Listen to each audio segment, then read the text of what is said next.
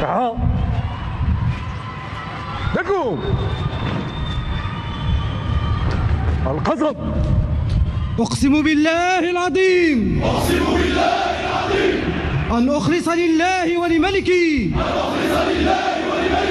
وأن أتفانى في خدمة وطني ودفع كل خطر يهدده